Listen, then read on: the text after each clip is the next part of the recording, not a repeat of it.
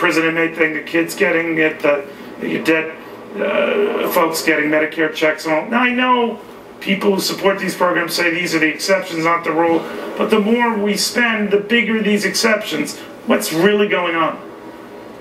Well, what's really going on is we don't have a system within the federal contracting procedures that would cause us to not give contracts to people who are tax cheats.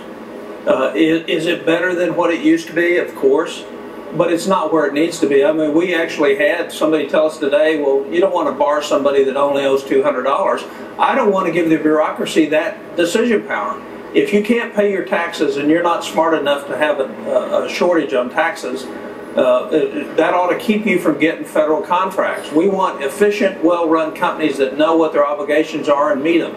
And if they're not meeting their federal tax liabilities, they're certainly not going to meet their liabilities under the contract. How does this and why does this keep happening? Because you have people who are spending not their own money, somebody else's. And it's not as important. If you went out on right now, so I can't tell you. I'm working on bringing to the American people $9 trillion worth of cuts they can choose from.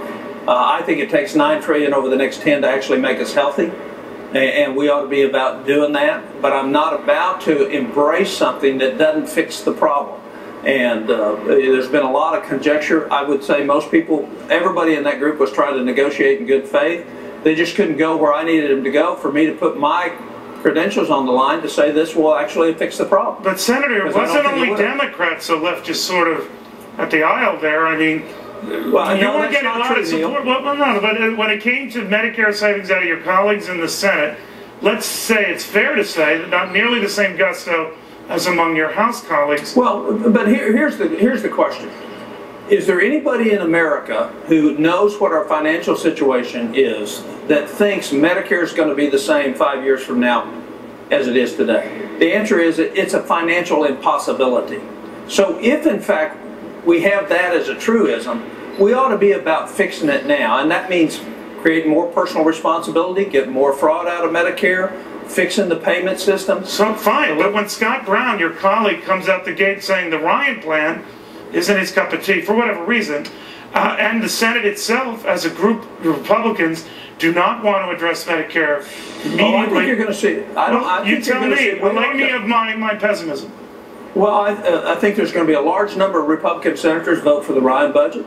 I think there's going to be a large number of Republican senators vote for other budgets that actually solve our problem and get us balanced. So the question is do we want to do the best policy thing for America, or are we more concerned about politics? Well, don't you think a number of your colleagues are? They're looking at this upstate New York race, and if the Democrat wins, and it's presumably on this whole Paul Ryan Medicare thing, which I don't think is fair, right? I would tell you, are they getting scared? If that's the case, our country's toast. Because if we're going to run away from what the very real problems are because we're worried about elections, then we're not going to solve our problems. But they are. A lot of your colleagues are.